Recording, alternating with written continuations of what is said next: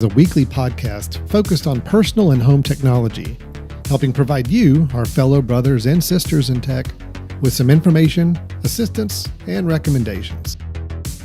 In this episode, the brothers revisit some of their favorite tech from 2021. What were their favorite suggestions from the year, our favorite home tech right now, and our most random home tech ideas? How about our technology hopes for 2022? You can hear and see the answers to these and more here on the 2021 wrap-up of Brothers in Tech. Hi, everyone, and welcome to Brothers in Tech here on the Mesh.tv podcast network. My name is Alan Jackson, and on the other side of the video screen, actually, so those of you watching on video can see we're actually real people. We're not just voices. We actually have faces and facial expressions, everything now you can see on video. How you doing, Brian? I'm doing good. I have a feeling that our viewership, which might have been low already, has now just dropped off in the last 10 seconds. We're sorry for this in advance. Wait a minute. We actually have to see you now. So no, this is exciting, man. I'm super pumped about this. I'm not sure other people are pumped at seeing us, but I'm kind of excited to make our debut on the video screen here, Alan.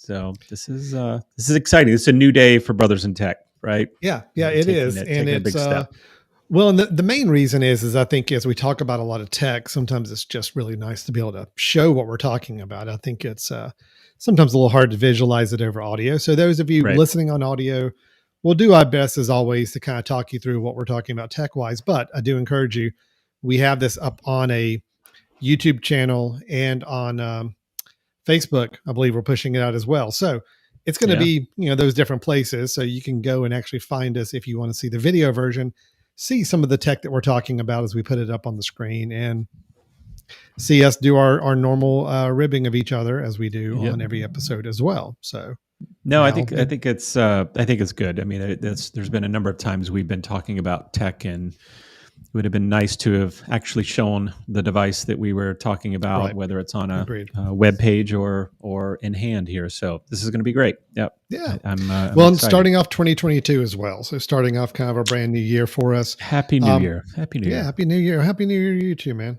And this is what we're doing on this episode is we're doing a little bit of our year-end recap of 2021. We did this time last year where we did a recap of 2020. And we thought, we got so much accolades and feedback on that. It was overwhelming. It was overwhelming. Well, we have to do it again for 2021, right? Yeah, I think it's a requirement, right? Right. I mean, the people would be upset if we didn't. So that's what we're doing. We're going to do a 2021 recap, just the same format. So here's what we're going to do. Brian and I are both going to talk through some of our favorite Brothers in Tech suggestions from the past year. Both ones that we've brought up, like of the 12 or so that we did throughout the year. I think it was 11 or 12 episodes we did with suggestions that we gave. So out of those 11 or 12 episodes, we're going to kind of choose our favorite and maybe something that we're still using, something we still want to recommend, or just as our favorite of the ones we've recommended. We're going to do that for both our own picks and each other's picks. So what's our favorite pick of the other brothers throughout the year? We'll do that. We're going to talk through some favorite, just in general, favorite home tech we're using right now, things we feel like we probably can't live without as far as on the tech side. And then it should be a lot of fun, Brian. We've got some random useless home tech ideas, or at least products that were either announced this year or are maybe being demonstrated. Should be interesting. We got to. What's that? And maybe they shouldn't have been announced, but yeah. Well, I mean, we're going to kind of evaluate to see, are they ones that we find that there may actually be some need for, some desire for, or is it really something that is just more there for a joke? So either way, we got some fun ones to talk about with that. And then we'll close it out with Brian and I kind of sharing our hopes for 2022 when it comes to home and family technology and just in general, what we're wishing for the new year. So, yep. No, sound like a plan? I think it's great. And usually ask how I'm doing, Alan. Thanks for. I didn't this time. That's okay. No, I really didn't care this time. I mean, I pre-planned something, so. Go ahead. How are you doing, Brian? No, I'm Doing just fine. I did want to say this is a little bit odd, right? You and I, we get together once a week or once every other week, maybe, and that's the only time that I've seen you. But I actually saw you in person this week a couple of times, and Yeah. so I almost feel like this isn't as exciting for me right now because, like, I feel like I've already seen you, and I've already kind of maybe gotten my fill. Yeah. So I think it is good that we're across the computer screen right now because we've had our in-person time. Right. But we should go ahead and tell everybody that even though we're on different ends of the computer screen, you're just like 3 doors down the hall from me. Yeah, right now. I'm in the same building as you right now. Right? We seem to do better when we're not in the same room, I think is what I'm learning. And we just decide we're going to be on different screens. Yeah. No, it's just, there's too much going on if both of us are in the same room. And I think it's just too many egos going on and too much ego, too much charisma. Probably packed. I think maybe that's a better way to say it. Right. Yeah. There's just the energy. The energy is a little overwhelming. So we could divide that. So yes. But so I think this is good. And that's exactly what our family members tell us. That's exactly what our family members say. There's just too much energy when you guys are together. Yeah. No. I'm not sure they say energy, but they just say it's too much. They say something. Too much of something. Too much. It's too much. So well, let's go ahead, Alan. I think let's get started. This is good. I mean, this is the way it's going to look in the future, even when I'm back on the West Coast. So let's use it and see how this works out. So cool. So should we start out with our favorite bits from the year? Let's do that. And keep in mind, for those of you who are maybe brand new, they're just watching this on video, they don't know what we've been doing before. Every month we got together for one of our episodes and we had a Brothers in Tech suggestions. And that is an acronym that if you boil that down, it does say BITS. And I will look, I'm not ashamed to say it. I will give credit. Brian, that was your invention. I think it was genius and great job on that. Coming up with that acronym. I'm coming up with a phrase of 4 words that just happened to have a letter at the beginning that puts together into a smaller word. It was impressive and it's good. So thank you for doing that. Yeah. Well, when you set the bar low, like I tend to, little things like that just surprise people. So I'm very happy. I'm very proud of that. Very proud of that. Yeah. So we are going to search back through our bits from this year that we've given and that each other gave, right? And see if we can pick out what we think our favorite was for one reason or another. So can I go first? Is it okay? I would love for you to go first. Here? Yeah, all please right, get the ball rolling. Let me do this. And we use our new technology here so I can actually show you what I'm going to be sharing with you. And so this was my favorite bits of the year. The ones I gave, like I actually gave out several bits throughout the year. This is the one that I'm still able to say is my favorite. It is the Level Smart Lock. Now, as a reminder, if anybody didn't see the previous episode where I talked about this, in our efforts to make our homes as automated as possible and to have control over different parts of our house, even when we're not at the house, the deadbolt lock was always something of a need. We moved into a new house last December. I needed a way to control the main lock into our house, but we also were very concerned about the look of that lock because you've seen some of these automated or smart deadbolt locks, and they're really big things you kind of replace your own deadbolt lock with, and they don't always match the style and the look of maybe what you're trying to get in your house. So what the Level Bolt is it is an invisible deadbolt. What that means by that is the thing you're seeing right now, that's what's inside the door. It uses your existing hardware. So if you have a really nice turn latch for your deadbolt, you still use it. This just replaces the inner mechanism, but it is something where you can control it with Apple HomeKit or with any other. I think Apple HomeKit is actually the main one it's designed for. So I don't even know if it works with Amazon or any others. I assume maybe it does, but HomeKit is really what they play up. But the idea is that if I can, let's see if it shows it again here on the screen. Yeah, there it is. So you saw it kind of replace it. It uses your existing hardware on the outside, so you can preserve the look of your door. But you now, through HomeKit or other devices, you can actually control whether this deadbolt is locked or unlocked, and you can see its status on your HomeKit as well. So I love it because, it is a deadbolt lock that works really nice. I can lock it and unlock it from anywhere I have access to my phone. I can do it with Siri if I want to use voice control for it.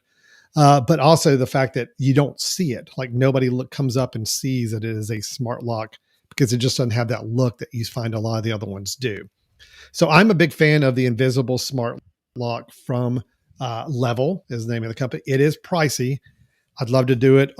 Put these in on all my doors going into my house, not just my main one, but it is a little pricey. So I'm kind of spacing that out before I decide to do some more. But I'm a big fan. It's just been a great product. It's worked really, really great for the past year. Very happy with it. It has been my favorite Brothers in Tech suggestion from 2021. Nice. And I'll go ahead. And you say it's expensive. Remind me how much that is, Alan. $229. Okay. All $229. Right. So it is pricey, but again, it's good quality. Yep. Again, it works. It has not had a fault in the past year. We've used it. My family uses it. We both use the traditional key if we have it on our key ring, if we come up and unlock the door, or we use our phone and tell it to lock or unlock. And either way, it works. It still keeps up with us. And there's nothing better than leaving the house and not knowing if you remembered to lock the door or not. And all you got to do is just pull it up and say lock, and you're good to go. And it's very easy to use. So I'm a big fan. The level, what they call it the bolt is because it's the actual bolt on the inside, but it is their smart lock technology they use. I'm a fan of it. So, and Alan, the power, where does it get its power from? It has a battery on the inside. Okay. The battery on the inside of the bolt, it will notify you if battery is running low. I have not had a notification in the past year. So far, so good. I know the battery life is at least a year on it before I've gotten any notification. And it's an easy thing. If you imagine to replace the battery, you open your door and you have a couple of screws that will hold in the plate. That's where you would just unscrew that. And it's very easy to go in and replace the battery into the bolt from there. So nice. You don't have to go and remove the entire mechanism from the door to replace the battery.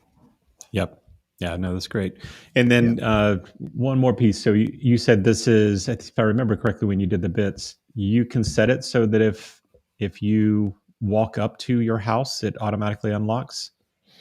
Can you do that? Can you do the like if you set it to where you're on your Wi-Fi network and it opens, or you get close? Does it have a proximity sensor, or is it simply just a voice or phone? Or it itself doesn't have a proximity sensor in it, but you can script it in HomeKit or anything else to say, all right, when my phone arrives at my home location, go ahead and trigger the action to go ahead and unlock it. So you can certainly do that. It doesn't have a sensor on its own, so it can't detect you on the lock itself. But if you do have some other ways, either outdoor sensors notifying when you come to the house, or just if you use your phone and use geolocation and say, whenever I arrive at my house, go ahead and unlock the door, you could certainly do that. Nice. Yeah. Yeah. So you could tell it, it's basically communicating with Wi-Fi, and anything that you can do to trigger that with a script. I think that's great. Yeah. That's it. Yeah. Awesome. So I'm still a big fan. It was one of the earliest bits I did in the year. I think back in January, February, I put it in. And it has not let me down yet. So I'm a fan of that. Okay. So Brian, what have you got for us? What's your Well, I'm going to when I went back and looked at my bits, I tried to also think what am I currently using that I'm very excited about still from my bits. And the one I'm going to bring up is the MagBack wallet and case that I've been using. I remember, Alan, I went over this a few months ago, right after I purchased it.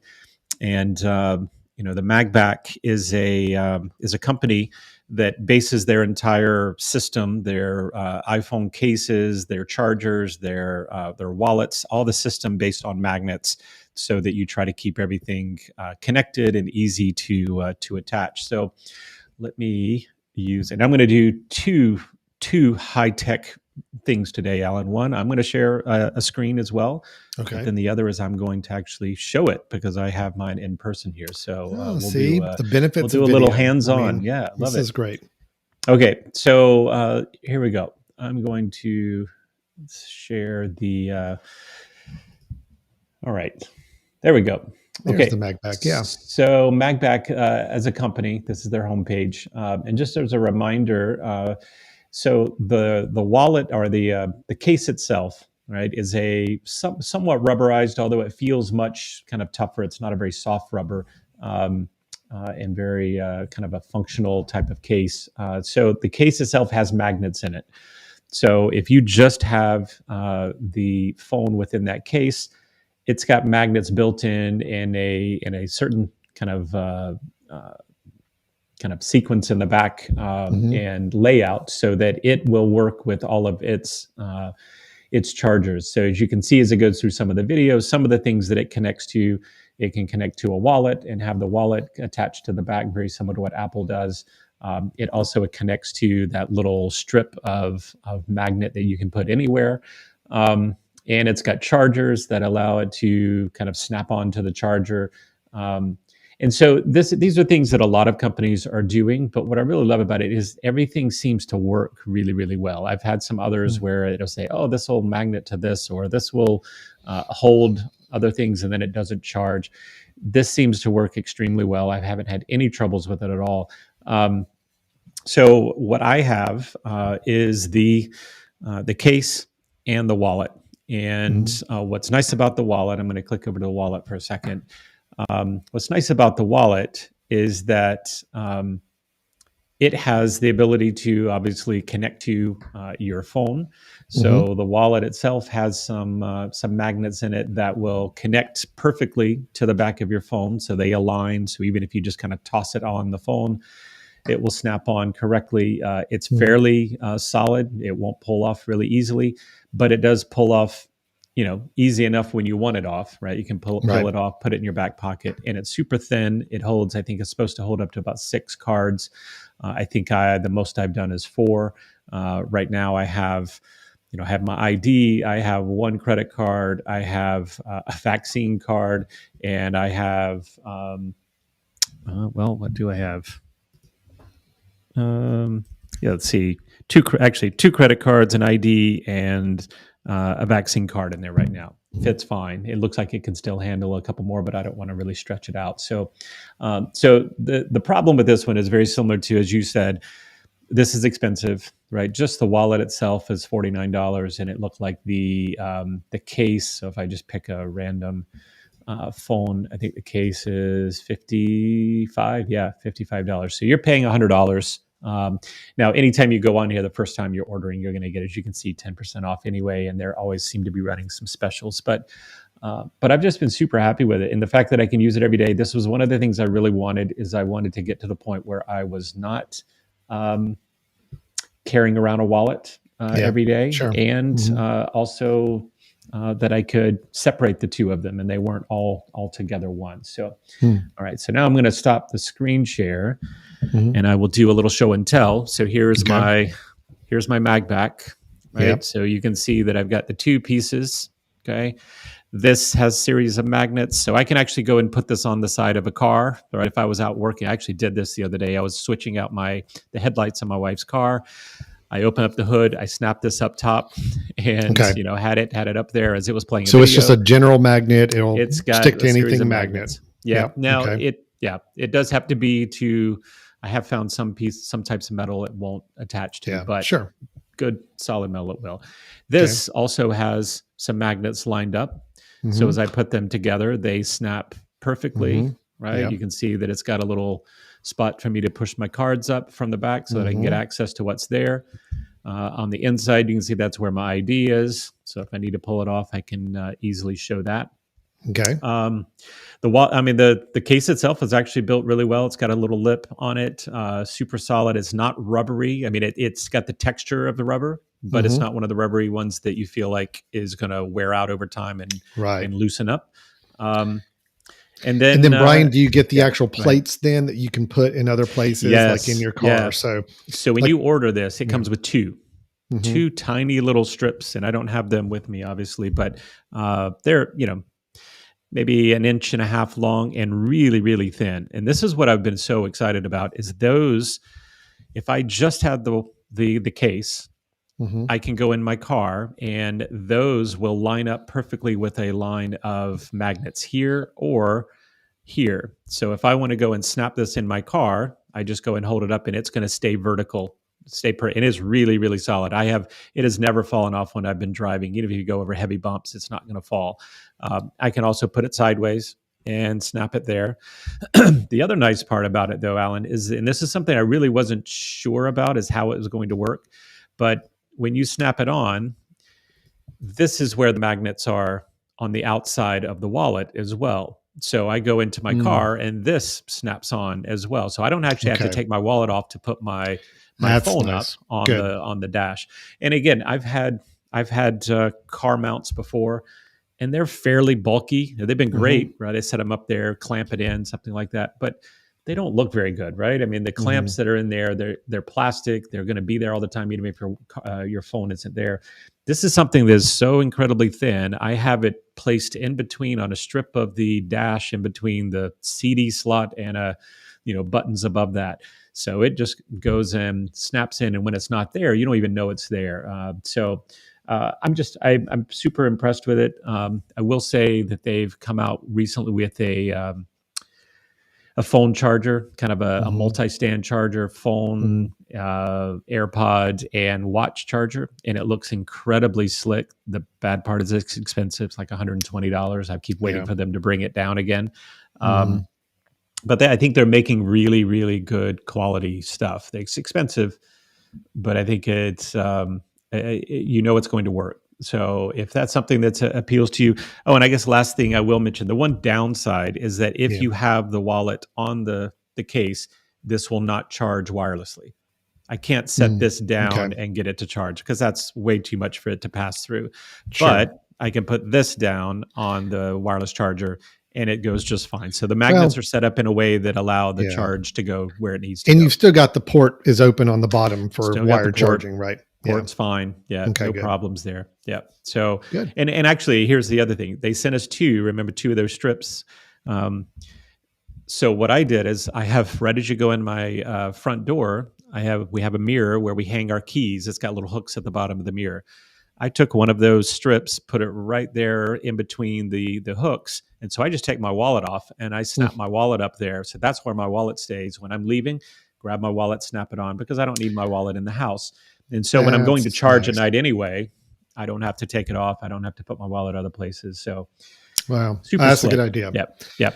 That's a really good. So No, I've been the most tempted by this one of your bit. I have not gone through with it to get one, but this has been the one that's been the most tempting to me to look at that you've mentioned the past year as well. So yeah. So that's the MagBack. I do encourage people, if you're really looking for a good solution, and those things that we just mentioned are pain points for you, which they were for me. If you want a very small wallet, but you want the wallet to be on your phone when you want it there, and then you want to be able to remove it and carry it as a regular wallet or not carry it, this is a super slick solution. So nice. Okay, good. That's magback.com. We got the address up there on the screen for you, and some neat, interesting products there. So that's really good. I'm kind of intrigued a little bit more than I was before. So good job with that. If I could share the bits of yours that I've actually purchased and used and want to give you kudos for recommending. Props for? Yeah. The one from the past year. Was it hard to sort through all the great picks that I had to determine which was your favorite of those? I forced myself to buy one just because I couldn't find one that I really wanted to have in the first place. So I said, well, I found the cheapest one and said, let me just go ahead and buy that one and use that. No, I joked. It's seriously, I probably picked one. It was one of the more expensive ones, unfortunately, but it's what I did. But it has been useful for me. And it has been you mentioned on one of the previous episodes, you brought up it's the Belkin Usbc 11-in-1 multi-port dock, which is kind of just a whole mouthful of things to say. Yeah. But what it is for those of you not familiar with it, this is if you have a laptop, especially a computer that has a USB-C connection, which all modern Macs do, a lot of the modern PC and Windows laptops do as well. This is a way of having one plug to plug into your laptop that will give you all the ports you need.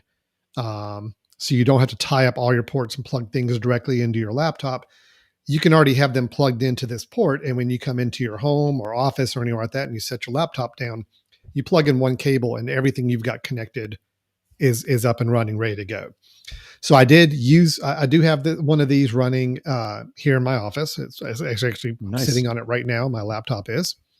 I've got the monitor I use, my HDMI monitor, plugged into the port. I've got 2 different USB cables I use for charging, like my phone or device, already running out of this hub as well. I have Ethernet, so I have hardwired internet running into this hub. And then I have USB-C coming in for power. So I'm running power into the hub as well. So I've currently got 5 things running into this hub. I do use the smart media card because we shoot photos and video on smart media cards. I use that to import them in. I don't use the VGA. I don't have a VGA monitor or need for VGA. I don't use the display port because that's a technology I don't use for any of my monitors. But I think I use just about everything else. So that's been really nice to have it all in one place. It's pricey, as you see up on the screen. It's $120. So it is pricey. It kind of took me a little while to kind of muster up to get this. I've got one similar to it at home, but the one I've got at home is a J5. It's one of the brands they sell at Best Buy. It's not been as consistent as the Belkin has been. So even though the J5 was cheaper, I went ahead and splurged and spent the extra money to get this one for my office because I really need to have a good, reliable dock for that. And that is what we've got. So again, photos you see up there, your laptop actually sits on it. So it's kind of gives it a little bit of a raise up as well. And I'm a big fan. So I like the hubs. I like not having to plug and unplug things as much as possible. So I really take my laptop from the home, set it on the hub I've got there. Everything works and ready to go. I unplug it, come back to the office, and I try to keep it as simple as possible. So thank you for recommending that, Brian. That was a good one. I've been happy with the quality of it so far. It's worked out really well. And mine is still running great. And I've gone through, I know you have as well. I've gone through several hubs, some that have burned out along the way and are not working as effectively. That one is the one that is still kicking and still seems to run exactly like it did initially. Yeah. The only thing that I would say I wish that they would have done in hindsight is to maybe add one port to the side of the dock. So if I wanted to add a USB thumb drive that someone just comes up and says, hey, here you go, and I can't put it on my Mac, having to reach back behind there is a little tricky. But if they had a little, USB drive on the side, or they had something on the side, I guess the other option is I could do like a little, dongle drive on the side as well that provides another hub for it. But beggars can't be choosers, right? The smart media card would be the one I would love for it to be on the side because you don't keep it in there, I'm assuming, right? You download from it and then go. Taking it from cameras and bringing it in to import some stuff in, and just trying to have to kind of maneuver around the back and try to find the slot and make sure it's in there securely it's not the ideal situation. For every other cable, I leave them plugged in, so they're there. I don't need to get to them. I like them being back out of the way, but I would love if smart media cards could at least be on the side for my purposes to use a little bit more flexible there. So, yeah, all right. That's Belkin.com. So again, that was one of Brian's picks earlier in the year. So thanks for that, Brian. Yeah.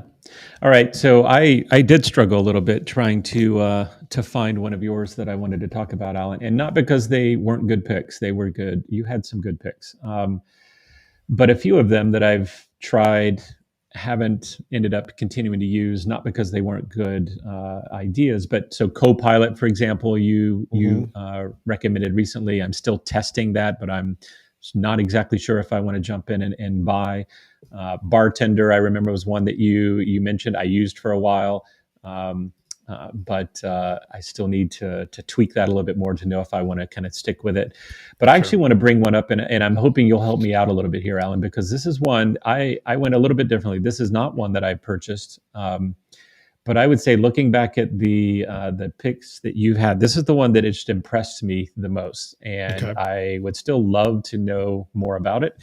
And I think it'd be great for you to bring that up again. And that's Descript, where you talked about this is a this is a product or a website that you go through on a service to be able to utilize for lots of different things, such as podcasting, doing some video editing, taking transcription, and end up adding some additional kind of help with your transcription. So, Alan, I'm hoping you wouldn't mind just telling us a little bit more about maybe how you use it or how you plan to use it, because I know in your business this can be is going to be a lot more beneficial than for me. Yeah. To me, I just thought it was incredibly cool and scary at the same time. So it is cool and it is scary. You're right on all those. But I'll tell you what the main reason that somebody would use Descript is, and then I'll tell you the fun reason you may use it that may not be worth the money, but will be what more people might get a kick out of using it for. The idea with Descript is it kind of will treat audio. It really merges the idea between audio and text. So if you imagine that you're recording something, whether it's for a podcast, whether it's for an audio presentation or whatever it may be, you can record it, and because you're doing transcription on the fly as you're processing that audio, you're actually able to see your audio afterwards in text form. So you see the actual words lined up with the audio. So why is that important? Well, imagine if you said at one point during your talk, and you want to find that and get rid of it. You actually see it in a timeline. You see the word you see the actual waveform for that word You can cut that out and it will stitch everything back together and make it more seamless. You can have a much more polished presentation on audio without having to go back and re-record parts or trying to use an audio editor to go in and find that audio piece. That's part of the issue there we've got when you're using Descript. Is you merge words and audio together and almost think about it like a word processor for your audio recordings, which is kind of nice. In other words, you don't have to worry about, being an audio editor necessarily. You can go through and make your edits and changes as you wish. Now, a lot of podcast recorders will use Descript as a way of kind of cleaning up their audio or processing it differently or editing it differently, which is great. The one thing we played with, the idea that we talked about that starts to get in that little scary area is that if you have recorded your own voice into Descript, which it allows you to do, you can actually go in and read some portions of text that they provide you. And you can also import your own audio recordings. And basically it's going to create your own voice in Descript. So why would you need that? Well, let's say you did a recording, let's say you did a speech or a podcast episode and you messed up and you said one person's name incorrectly, or you said you meant to say left instead of right. You can actually go into Descript, take your audio transcription recording you did, find where you said left, highlight it, and say you want to replace it with the word right. And you can actually type in the word right. Because it's got a composite of your voice, it can actually replace the word left with the word right without you having to re-record anything. And it sounds really natural because it's your voice. It has synthesized your voice to say the word right. So it's created a dynamic AI voice of your voice, and it can use any words to swap out words or change phrases in your own audio recording. And it sounds really, really darn good. Now, it does. The cool thing is when people start playing with it and you start actually recording, having the AI in Descript read an entire passage of your audio from your voice without you having actually never recorded yourself saying that. If you put in the 7 years ago speech into Descript, because you've got your audio, your voice already saved in there, it can actually go in and give you a recording of you reading that entire speech without you actually having to record it. Now, will it sound 100% natural? Not 100%. There'll be some odd pauses on here, and it doesn't always get the inflection of your voice like you might have it when you're reading it. But I mean, I've recorded some stuff and it's been pretty close. I mean, pretty good. To the point where I've actually been able to play it back for some people and they were fooled thinking that it was something I recorded on my own.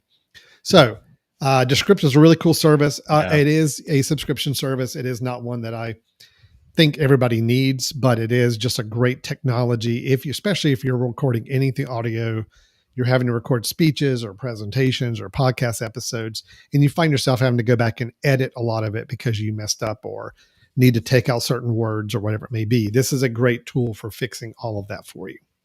Yeah. Did I sum that up enough for you, Brian? That's right on. And the thing that really intrigued me about it, obviously, the cool factor of having speech created digitally, with you actually not having said those sentences, which I think is great. But I also started thinking of some potential ways in which accessibility could be enhanced by this, right? Someone's giving speeches or giving presentations, then you get a great audio transcript afterwards. But what if the reverse was happening? Someone that wasn't able to use their voice and was typing something out that they wanted to share with others, but instead of having just a robotic voice presenting that, which a lot of the computers might do, then here's a way in which it can actually be said in the author's voice. And so I think there's lots of cool use cases in the future. Right now, as you said, it's pretty niche. For a lot of people, it's not going to be something that everybody's going to need. But I think that the future is kind of is pretty interesting to use this and the possibilities. So I thought it was incredibly cool. And there's very few things that you do, Alan, that impress me. But that was one when you brought that up that I was somewhat impressed. I mean, obviously you didn't do anything with this, but bringing it up into our attention was great. So that was good. Descript. And let me pull up. That's the website address there for Descript. You go in, it's a whole suite of products. You pay a subscription per month to have access to all the different tools that you may need. So again, I really encourage people, if that sounds like something that may have some interest, really go explore all the tools and see if it's worth the dollars. Cause I think it's like about $30 a month. It's a little on the pricey side for a subscription service. But if you're somebody in this business, or you do this for a living, or you do anything that makes you money, and this is a way of saving time and money per month, it may be a good option for you to look at. So, yeah. All right. Yeah. And I did try the free version, just to get a sense of how it all works. And of course, it's got some limits as to what you can do. It'll export with, I think, some random words put in there. But I think it was really cool to see, and I kept thinking of ways that I could potentially use that. So, of course, I can't stop from thinking of the great movie. Was it Sneakers? Alan, you remember the movie with Robert Redford? Yes. That my voice is my password. Authenticate me. Yeah, I think that scared me just a little bit of all the voices that we could be using. But before anybody thinks that you can go out and just get anybody else's audio recording and submit it, create a digital voice of somebody else, they do require you, before you create any new voices, you have to have the person that you're getting the voice from has to actually read a very specific passage of text, several sentences. And if you don't get them reading that, they're not going to create the voice for you. So in other words, there is some protection in place to make sure that you can't just download a lot of audio files of somebody talking and upload it to Descript and let them create an AI voice for that person. There is some safeguards to keep in mind with that. So, yeah. It's good. And here at Brothers in Tech, we're going to be video from here on. So it's going to be much harder for us to fool you by having, AI audio, right? So, yeah. Well, unless what you're watching right now is my AI head and video motion. I've been working on that for a while. So it might be. Yeah. All right. So Brian, that's been our Brothers in Tech suggestions that we both kind of saw from the past year that we wanted to kind of bring up again and highlight for us.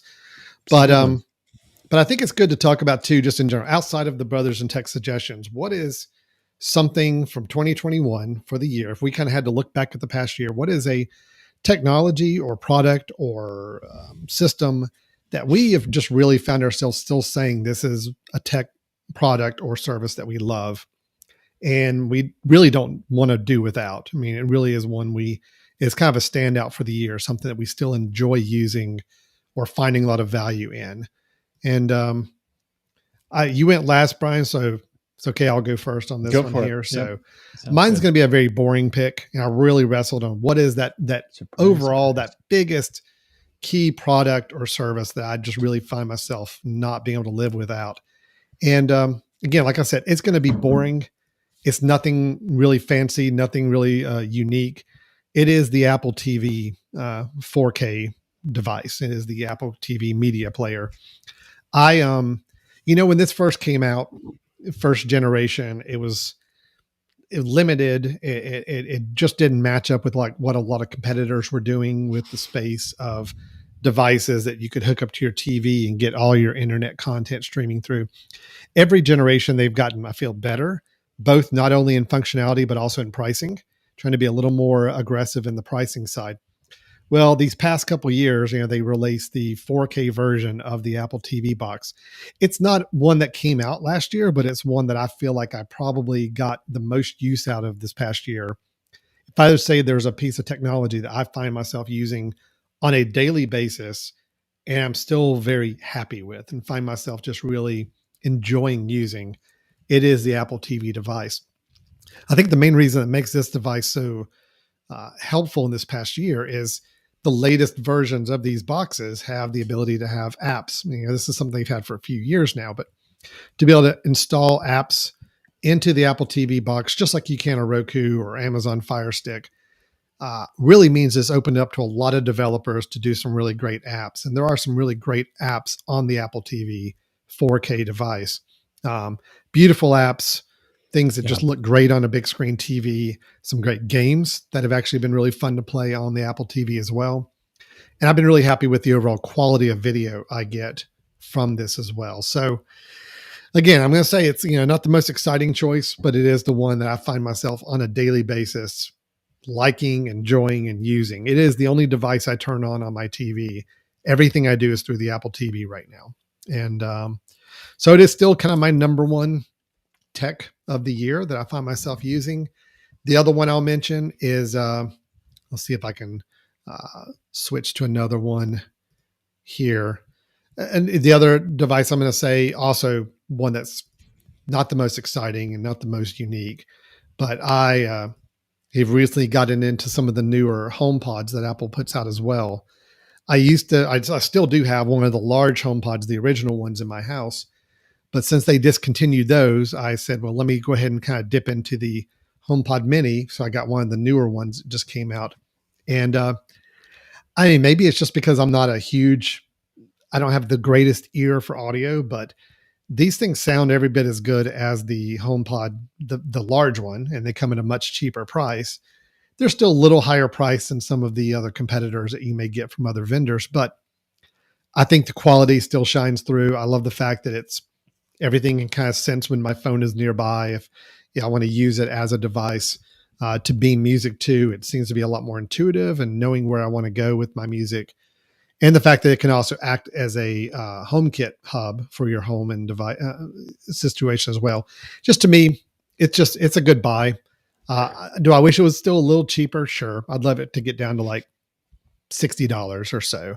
Yeah. But it does a lot of things for the price that you pay, the $99. So I'm a fan of it. I love the HomePod, the form of it, the size of it right now is just great. So that's the two tech devices or two tech products that I still use every day. Very happy with, and I felt like was money well spent. So yeah, well, I have to agree wholeheartedly on the Apple TV. I'm someone that actually has several different streaming platforms going in my house.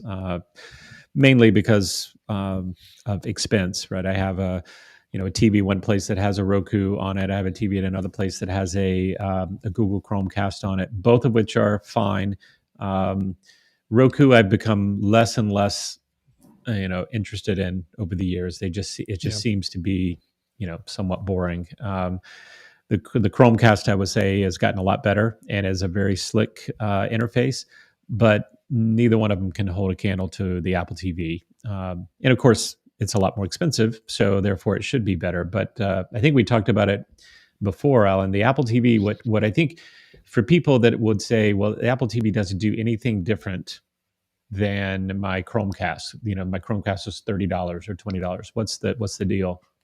I think knowing that if you look at even just the way that certain apps can function within the Apple TV, that they can't function with some other services. Mm-hmm. For example, ESPN, even the ESPN app has so many more feature functionality elements to it because it's a more powerful device, because it's, the app's been created a little bit cleaner. It's just it's just a really solid. And I don't know about you, but I find myself much more um, interested in airplaying from different Hmm. devices now. That used to be kind of a quirky, like, oh, that would be kind of cool if someone happens to be around, you want to throw something up from your phone. I find myself doing that a lot now. Hmm. My wife and I will be watching, and one of us will say, "Oh, I just saw this, online," and rather than coming over and saying, "Take a look at my phone," it's like, "Hey, let me just show you on the screen." So I think Hmm. it's a great device, and it keeps getting better, and the apps are incredibly solid. Is it necessary? If you're not an Apple person, maybe not, but if you are an Apple person, I think it's a great move. So, all right, Well, good I think job. what they've Yeah, done with both those products is they've just done the typical Apple thing, which is refine, refine, refine. yeah, yep, Trying some different form factors, trying some different sizes, trying different prices. Now they've got these devices to where, okay, yeah, this kind of makes sense now. Both functionality, the size, the price, everything. I'm very happy with where they are with these products right now. So yep, that's yep. good. And I can't speak to the HomePods, but I have certainly heard good things, especially about the minis. So, okay, Yeah. well, I'm gonna bring up one that I've mentioned a number of times, but it still has become kind of my go-to, and I'm still very impressed with it. Is going to be let me get my window share.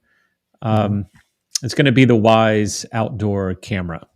Okay, so for people that will remember that many times throughout the show that I've mentioned this company Wise, I still just love what they're doing. What they do is not perfect. It's continuing to evolve. It's got some little hiccups of things that will happen, but they are absolutely laser focused on inexpensive items to be able to do what it is you need them to do. So Wise is a company out of Washington State, and I'm going to specifically mention the Wise Cam, the outdoor Wise Cams. And this I'm showing one right here, and this one has a Hmm. camouflage on it, which is not the one that I have. I have just the white, but I think some people were complaining that they wanted cameras that would not stand out as much on where they place them. But so these are wireless. That box that you're seeing with the camera on the left there, Hmm. that is um, so that has no wires to it. It can charge. I think right now I'm about 3 or 4 months on a charge for each one of these. So I pull them down, charge them up, on a Sunday afternoon, and then they're good for 3 or 4 months. And I'll set myself a reminder for 2 months down the road just to double check what the battery life is. And when you open up the app, each one of the cameras will say, "Here's how much charge it or how much battery life it has left." So I bring this up because still there, I know there are very few of these devices out there for someone who wants home security, who doesn't want to get sucked into paying a monthly fee. And I know there are very few of those out there. Now, Wise has developed a monthly service that you can Hmm. join into, which gives you some additional features. But I have had no reason to do that whatsoever. So I am still not paying a dime each month for my home security system. I have four of these cameras, these outdoor cameras. I have three outside, and then I put one of them inside in a different room. So it's being used indoors. And those four can all connect through one hub, which is the little antenna thing that you see in the back of the screen there. So this hub plugs in and is going to be close to your router, and that connects with all your cameras that are outside. So just to really quickly, the use case that I have Hmm. is that I have it set to notify me when there's movement. And that notification comes through as a push notification on my phone and my wife's phone at the same time because we're both on the same account. So we'll both get the notification that says there's movement on your driveway. I have one of these mounted above my garage door and pointed to my driveway. Mhm. And so we click on the notification, and the notification itself has a little image, a little screenshot image of the movement. I click on it, it brings up a 12-second video of movement that happened. And so I can see that there was a person or there was a dog that walked across or something has triggered it. Um, if I wanted to, right then, I could click and start speaking through that camera. So I could Mhm. speak to my phone and have it announce, get out of my driveway. But I also could then save the video. And this actually happened a couple of months ago. We had someone where the notice came on that someone's in our driveway. I pulled it up and I saw someone that came down our driveway, walked down our driveway, went up and looked at our camera, and then turned away and walked away. So I saved that. So I wanted to save Mhm. that to see, can I figure out who this person is? And it turned out it was a neighbor, but a neighbor had seen the camera, and I guess they were interested to know what kind of camera it was. But by saving that, it allowed me to be able to get to it later, pull it up, try to see if I knew who that was, or if I needed to hand something over to the Mhm. authorities. Sure. So it's a normal setup, very easy to use. The one thing I will say is kind of annoying is they're continuously providing firmware updates. And when they do that, it means every time you pull up the camera to see what's going on, you get a little message, hey, firmware update, do Mhm. you want to update? And then the updates will take them offline for a couple minutes and then back on. I have figured out just to ignore those and kind of say cancel and don't remind me, and I'll go in every so often and just update all the firmwares. But Wise is doing a great job with this. They've got a bunch of products, but I think these outdoor cameras have been great. I will mention really quickly just two recent use cases that have made this kind of I don't know, my pick of the year. Mhm. One, we thought we had a mouse issue in our crawl space. So how easy this was that I just took one of these outdoor cameras, went down to the crawl space, put it in the crawl space, and just left it there. So now I would get notified if, a mouse were to go across where the mousetrap Wow. was. Because Yeah. I don't want to go Sure. down and check every day to see if the mousetrap has been tripped, right? Yeah. I want Sure. to know Mhm. by a notification. And so I just kept it down there and then moved it back to where it was, a couple weeks later. The other is that our dog has been going through some health issues, and so Mhm. both my wife and I will check in on him, and we have a camera in the living room, so we can pull that up and we can see if he's up and pacing, or if he's eating, or if he's sleeping. So for us, it's just been a great way to daily to be checking in on our house. We don't care so much about. I mean, the security is great.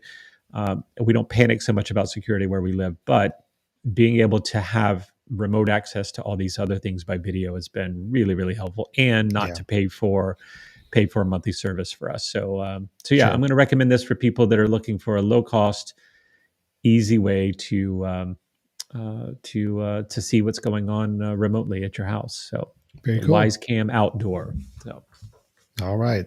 The Wise Cam Outdoor. Perfect. yep, All right. yep. We'll go ahead and Well, I was gonna mention a second one, Alan, but I'm only gonna yeah. mention this just in casual, because this is not something that I have, but it is something I Mhm. have access to right now, which is, and Mhm. you've mentioned before, but Apple CarPlay. I have never Mhm. had CarPlay on a car. I am currently traveling, and I have a rental car, which is, by the way, the worst rental car I've ever had in my entire life, except for the fact that it has CarPlay in it. I've never had CarPlay, Mhm. and that has been incredibly slick. So I Yeah. will say one of the things I'm super excited about is how the integration of some of our technology is taking steps forward, and CarPlay is a really good example of that. So hopefully, a future car will have that in it. So It's pretty much a yeah, requirement for any new car I'm going to be looking at right yeah, away. I So I, I I'm would see. I can see why. yeah, I'm very jealous. My wife has it in her car, and I intentionally don't want to ride in her car with her because I get jealous and mad about her having it and me not. So yeah, Because you I'm have with you on access that. to what, the Ford system. Yeah, Ford uses the Flex. No, I'm Flex. sorry. The No. my oh gosh, Sync, Yep. Ford SYNC, Sync. There you go. Yep. Microsoft Yep. Sync system, Yep. which is fine. It does okay, but it's definitely not CarPlay. Yeah. Or What even CarPlay has done the is great. Android Auto is, I think, also a very similar platform for the Android side. Having that Yep. direct integration with your phone and with the apps you have there, you just it's just amazing. You can't really beat that. So it's great. That's great. Okay, Brian. So that was our kind of our picks of the year for our own family favorite home tech. Let's turn it up a little bit. Let's talk about some really just random tech that were made aware of this past year, either products that were announced, products that are being released, or products that are just being demoed. And we really wanted to highlight those, kind of talking about the most random, possibly useless, although I'm going to guess, I think my two, there's actually some value to Might be them. some It's useful. Okay. All right. maybe it's just not ones I would necessarily find myself going out to purchase anytime really soon, but I'd like to hear your thoughts on how useful you may feel some of this tech may be. Let me go ahead and go with my first one. I'm going to go ahead and get my most extreme one out the door right away first, if that's okay. Throw it out. Let's see. Let me bring up my article here. That this was announced early in the year, and the Toto's Wellness Toilet. If we want to talk about true home automation, here we go. Here we're taking home automation all the way into the restroom. It is a toilet that will analyze your fecal matter, or as the headline so accurately puts it, your poop. Analyzing your fecal matter, the smart commode can determine your health and offer recommendations to improve it via a mobile app. So, Brian, if we're on that holy grail trying to make sure everything in our house is connected and we've got automation running the best we can, this is one missing piece of the puzzle that we need to keep in mind. So, as you can see, it is a true toilet. It is a toilet, and it will take your disposed items in the toilet, analyze my them. what? It would take my what? Fecal matter, disposed items, whatever you want to call it. So there's several other words I could use. I'm going to choose not to at this point. And it will give you recommendations via the app on what it thinks you need to do to improve your health based on what it sees in your poop. So, yep. Brian, does this have any intrigue at all to you at this point? Well, I mean, I'm a techie, so I would love to get some feedback on things, but I don't know, Alan. I guess I want to know a little bit more about what kind of information it's going to provide. I mean, is it going to tell me that I'm eating too much Mexican food, or is it telling me that that I need to exercise more? Is it telling me that I use too much toilet paper? I guess I want to know, like, what is it? What kind of feedback is it going to give? Does it give you some examples? It doesn't. I don't see any examples on exactly the kind of feedback you would get. I think this may have been like in a prototype at the beginning of the year. I don't know how close this went to actual rolling out. I'll tell you this. I mean, I get it. I totally get it. I think once you get past the awkwardness of feeling like what's happening in the toilet and what's being done after you finish your business, once you can kind of get past that, I mean, I get value because, I mean, I've always heard doctors say that sometimes you learn the most from kind of some of the waste material. So if they can pull some really great recommendations on your health, and from that, I guess it works. I guess I'd be interested. Just again, it's just more of the concept is something you kind of gotta be comfortable with and ready to get around. And right? Just the part that makes me a little nervous is, okay, so how is it analyzing, right? Is there a camera in there? And then if so, okay, I don't want to have to clean that lens, and is there, is it actually taking samples of this and analyzing it? And if so, what happens if that breaks down? I guess I'm always thinking of the worst case scenario, right? I mean, do I want to take a plunger to what's most likely going to be a couple $1,000, piece of technology? I love automate as much as you can automate and get the information you get, but I don't know, that that's a little bit of a crappy choice there, Alan. So, Yeah, let's see where you went there. Yeah, thanks. Good. I've been planning that. Well, that for a was while. my first random. I'm not going to say useless home tech idea because I think there's some use there. I think that's a big hill to climb on the home automation side to feel comfortable with for sure. So, yeah. So Brian, what have you got? What have you got to share with us? What's a kind of random or useless tech you're finding? So I'm going to the two that I came up with are both on opposite end of the spectrum of price. Okay, so the first one I'm going to show you is the inexpensive one, and I bring this up, and it's on Amazon. You can purchase it for $10. But this is the Quirky Egg Minder Wink app enabled smart egg tray. Okay, now that was a mouthful, right? But basically, what is it? Well, it's to suggest that somebody believes that we need to know exactly what is in our egg tray because the end of the world could happen if we run out of eggs and we don't know that we're getting ready to run out of eggs. So this is actually an egg tray that has sensors enabled to it to where it can notify you if you're running out of eggs and how many eggs you have left. It can also notify you, I guess, that your eggs are about to expire. If it knows when you put them in. I don't think it actually knows anything about the egg, so it's not analyzing like your poop analyzer is doing, but it is actually, I think, just noticing this is when you put an egg in there, and this is how long it's been in there. So if you take a look at the ratings are pretty bad, which makes for Amazon a 2.5 is not good. Yeah, because I'm sure they gave a lot of free ones out to this one, but and the fact that it actually was what someone thought was needed makes me a little concerned. Now, I will say on the useful side, I am a big believer in things like smart refrigerators. And if I can have a refrigerator that is a little bit more dialed in to be able to tell me when certain things were put in there, or if a door was left ajar, or if the temperature is getting too low, those things like that. I think, sometimes the refrigerator is a kind of a mysterious box to me, to where we don't want to open it up and dig through it, and we often miss the things that are in the back. But the egg tray itself, I have never found myself needing a egg tray smart reminder. So I'm going to put this one up as useless for me. Alan, useful? I think I'm just going to open the fridge and look at the eggs. Yeah. I mean, I think that's what I'm going to do.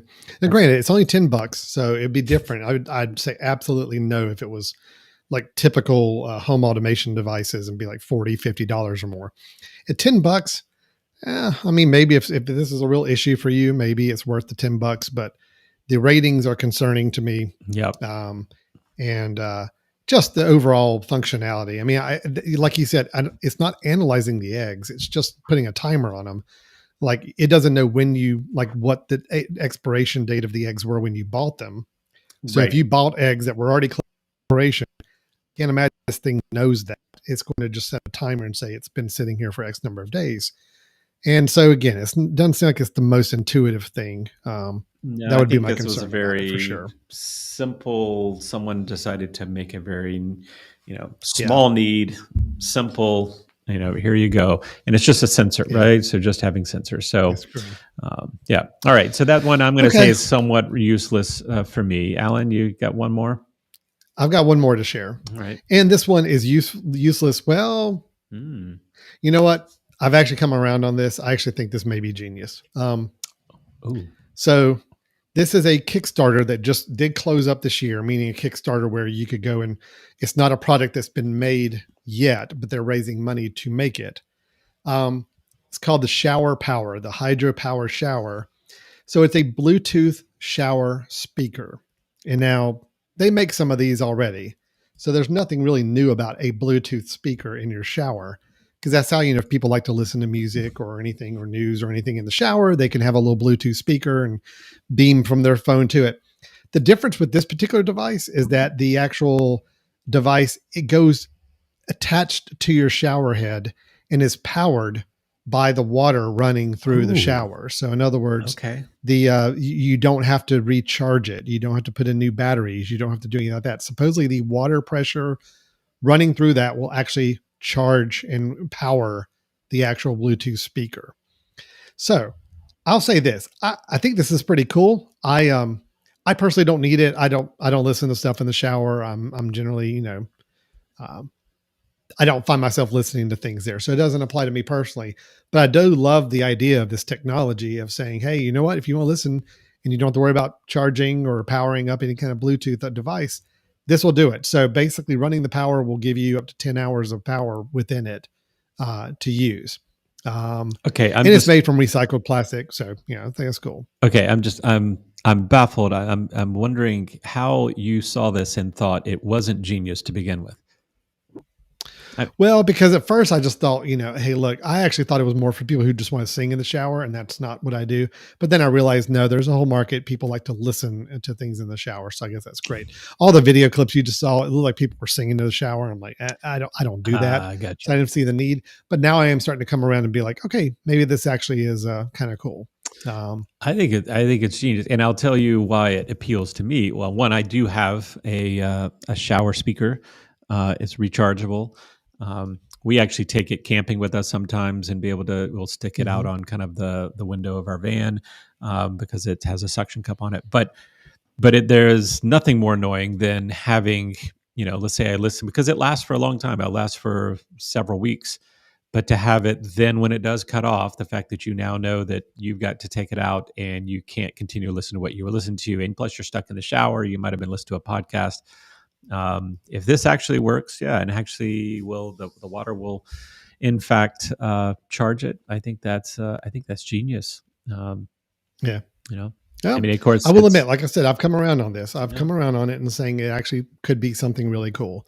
Now, it is still a Kickstarter. It has closed. It was opened up earlier this year. It has closed up since then, but it looks like I don't know if they reached their goal or not. So hopefully they're going to be able to continue going forward with this.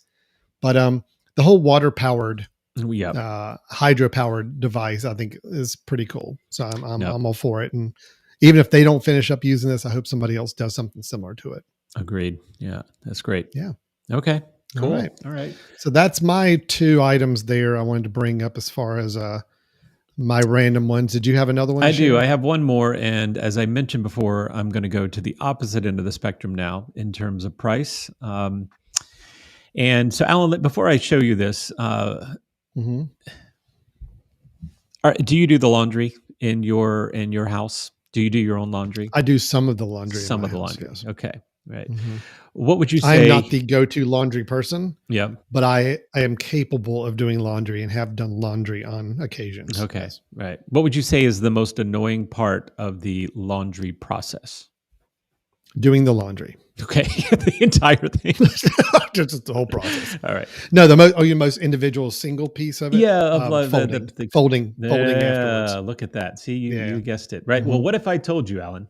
What if I told you that there was a device that you could buy that would fold your laundry perfectly? That it folds the laundry for you. That's crazy talk. I'd say that's crazy. That is crazy talk. Well, let me introduce you. Let me introduce you, Alan, to the machine that will make your life a lot easier. It's the Foldymate, right? The Foldymate. Foldymate. Okay. Now, I know nothing about this. I ran across it. And the reason I thought initially was like, oh, interesting. So again, it's taking, like the egg is taking one small little need. Well, maybe it's not small. A lot of people do this, but it's then creating a machine for it. But then I started thinking, wait a minute, how big does this thing have to be in order to be folding for you? And sure enough, it's pretty large. So let me. Wow. Okay. I see the close at the bottom of the device, and that kind of gives me some idea of scope. So this is basically another a tall laundry setup, right? So you've got if you have a vertical, washer dryer, and then next to it you have another vertical setup that's going to be folding for you. So yeah, This would it be wonderful if I didn't have to fold my clothes anymore? I love that idea. But one, how big this thing is. Two, how Mhm. expensive it is. Right, it's going to be about $1,000. $1,000. $1,000. And number three, Mm. how often is something like this going to break down and become just a piece of junk that has to get I almost fixed? picture it like a copying machine, like a copier. Yeah. And I remember all the paper jams I would have to deal with on copiers. I mean, I just wonder if there's like clothing jams that you have to deal with where a piece of clothing gets just stuck in there, jammed, and you have to take it apart to get the thing out. I'm assuming that this is not going to be one Oh, of look those at that. things. There you go. Look at that. Look, I mean, you got the kids Wow. doing it. Mom and dad don't have to do anything anymore. It is the same Yep. height as that young girl, which I'm assuming she's probably like 7 or 8, the one actually holding the Yep. dress. Yep. Yeah. That's pretty So big. it's the height of a 7 or 8-year-old, and So pretty wide too. But and obviously, I didn't think it was that attractive, but these people think it's attractive enough to be in their living room. they love So it. yeah, Yeah, they are loving it. That's Yeah. for sure. yeah. Them as Well, parents, and like, parents of the look, year hey, right there. By the way, yeah. if you got $1,000 and you got space in your laundry room and it just makes sense, and you spend a lot of time, I think for a large family that has a lot of clothes folding going on, maybe it's worth $1,000, and maybe you throw the machine in there. My biggest fear is like what you said, Brian, would be the upkeep and maintenance on it, because it's a lot of moving pieces inside this box. Yep. I mean, there's Yep. clothes going in, clothes being folded, clothes different sizes being handled, coming out the bottom. That's a lot of moving parts. All it takes is one of those to get jammed up or messed up, and I just wonder how tough it's going to be to deal with it. Now, here's what I would say. If imagine, so this, as you can see, this is 50 inches tall, right, or 49.2. Yeah. Imagine that it was the size of, let's say, an officer, and you could actually pick it up, put it on the shelf in your closet, and when it comes time to folding, you take it out, put it on your bed, and just start feeding things in. Then I'd say you got something, right? If you've got the ability to fold large things, I'm thinking I want it like a change machine. I throw my entire laundry in there and it sorts it out, folds it, spits it out. If it does that, I would gladly pay a couple $1,000s for that. Right. Well, if I had a couple thousand, I would gladly pay for that. If I could dump the entire thing in and it would then sort and fold. But if I have to sit here and align and put one of these shirts up there at a time, let it fold, if all that's doing is folding, I'm not so sure. I'm not sure that my clothes need to be as perfectly creased. Well, but as I let's think look it's at gonna let's see what it do. says on the site there, Brian. It does say, imagine folding a full laundry load with around 25 items in less time than it takes to brew a cup of coffee. Now that makes it sound like you could take a load and just put it all in there, and it's going to do it all for you in a couple minutes. Yeah.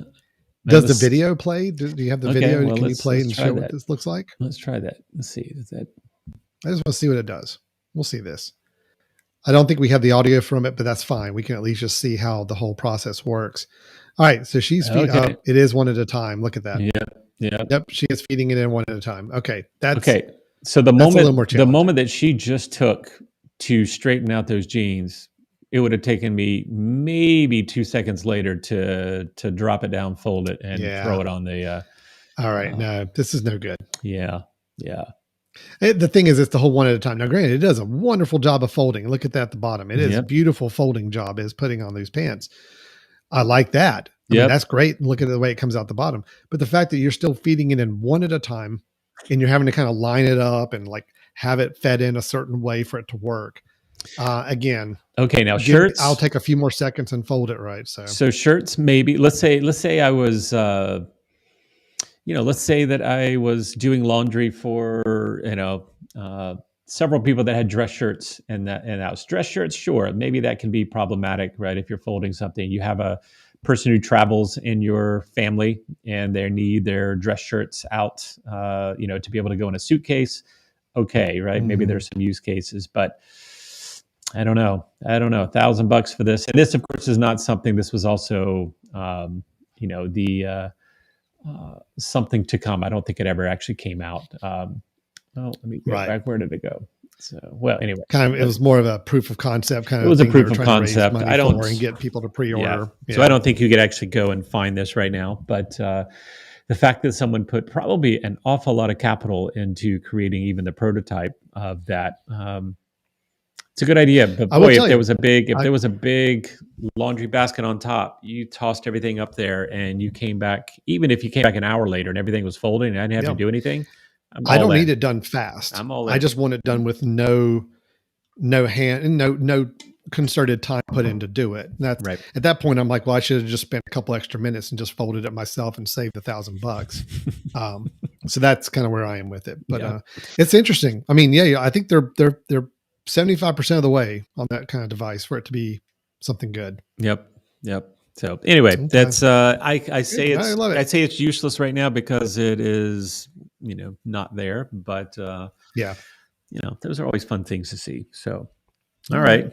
Well, that was our kind of random / useless / maybe not for us technologies. Although looking back, I think the ones I brought up might actually have some value to them in some way, shape, or form. Your poop Um, analyzer? yeah. No, I You're think all there's in on the I poop think there's analyzer. value there. Okay. I do. I think there's value there. I think it's just going to take.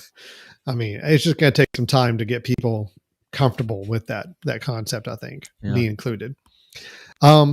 Well, Brian, let's wrap up this episode. We're wrapping up 2021. Kind of just do a little bit of forward thinking. We kind of did this last year too. We said, all right, look, we talked about the products we love from this past year or things we're using this past year. We also talked about things that maybe aren't going to work out as well for this past year, products that were announced. But if we kind of have to give one hope for 2022 when it comes to home and family technology, something that we hope gets better, something we hope they do differently, something we hope they do new. And I know these are going to be kind of broad wishes. We're not asking for maybe a specific product or device to come out, but more of a what do we want technology to be trying to move towards as we go forward. Brian, well, if it's okay, I'll go first again. I like going first on these things and Yeah. I mean, let you kind of key off that if that's okay. Sure. Yep. Here's my hope for 2022, my prediction, my wish, I guess. We just talked about this maybe one or two episodes ago where we revisited talking about streaming services. Okay. I think we've all come to the idea that, streaming services are here to stay. They are the way that people are going to be getting their entertainment. It's just, this is the way the world we're moving to. My biggest concern, and we kind of alluded to this in our previous episode, is that we are seeing more and more of that fragmentation, more and more different services promoting different type of content and different available. And I think it's getting us back to the old cable days of having to figure out where things are on different channels, where things are on different services. I'm afraid that every network is going to come out with their own app and their own service of their own content. And we're going to end ourselves up paying more money than we were with cable to get the same assortment of products we did. And that more and more of these services are going to start to cut ties with companies like YouTube TV or other groups because they're going to start to find more money they can make on their own with their own service and subscription service. Ultimately, it's going to be bad for the consumer. And that's my biggest concern. So my hope is that we start to see, I don't want to recommend consolidation of these services because I don't necessarily think that's the best way to do it, but make it easier and simpler to make sure that we're only subscribing to the services that we need for the content that we really want to watch. Can it all be centralized in one place? I know Apple TV's app is trying to do that to some degree to make it easy to go to one spot and get a lot of your content, but they're not all the way there. And there's other aggregation services that could come along too. Overall, that's my biggest concern or wish for 2022 is when it comes to our entertainment options that we find some ways to streamline it, simplify it, make it easier for people to get the content they want without a lot of nickel and diming of every little subscription service that we have to subscribe to. Yeah. It's a lofty dream. I don't know. I don't think it's going to happen. I think it's going to get worse before it gets better. So Brian, is that kind of where you are? I'm right with you in terms of, I agree with everything you said, which is rare. I agree with you in terms of, I think we're right back to where we were before price-wise for a lot of people. And we've talked about this before about how what's happened now is everybody is looking for the series or the movie, most likely the series, that really draws someone in. And then, of course, that company hopes by subscribing for that series that you'll then find some other things that they have, keep them realize it's only $8 a month or something, and so you'll just have it hanging around. But we've got all of these things that are adding up. So, I mean, personally, I was really happy with the fact of picking and choosing a couple services, and then maybe having the opportunity to just buy a series and say, I just want to go watch that series. There's a season of it. I'll subscribe, or I'll rent it or something, watch it, be done with it. But now they've got your hooks in you, and and it's tough. And I would love to see that get a little bit more integration. I'd love for something like Apple TV's app to be smoother and cleaner, so that there is a one place I can go that's only going to show me the things I have access to, and not tempt me with all these other things I don't want to pay for, which is very frustrating. So. Well, that, and also as long as it worked with all the major services. Unfortunately, that's out of Apple's hands in some situations. But Netflix, I still don't think Netflix is on the Apple TV's their home app on the Apple TV. Which again, if you watch stuff on Netflix, then if you rely on a service like the Apple TV app to show you everything you can watch, you're not going to see your Netflix shows, which means it's not a complete solution. Yep. And I understand the reasons why a Netflix doesn't want to do it. They want people to come into their app and explore their library themselves. But from a consumer standpoint, it just becomes very tough, because there's been plenty of times where somebody has recommended a show to me, and I no lie have to go to 5 different services to say, okay, where is that show? Yep. And then is there going to require me to have a whole nother subscription to something that I don't want to do? Is there any way for me to see this show, even if I pay $5 one time just to see it? No, there's not. I got to subscribe to the service, and then I got to remember to cancel it after 1 month. It's not the user-friendly service I think we were all hoping and expecting when streaming services came around. Yeah. And I think, unfortunately, it's a double-edged sword here, right? If you have the companies that buy each other up to make it simplified, they're going to raise the price because they have you, right? And there's not as much competition. So unfortunately, we're not there.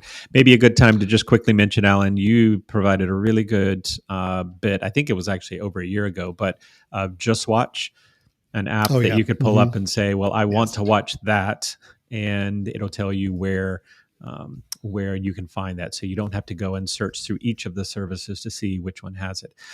Alan, I'm gonna give you just a slightly different direction here, but I think there's some similarities here. You talked about things being fragmented, and you'd like to see more integration of that.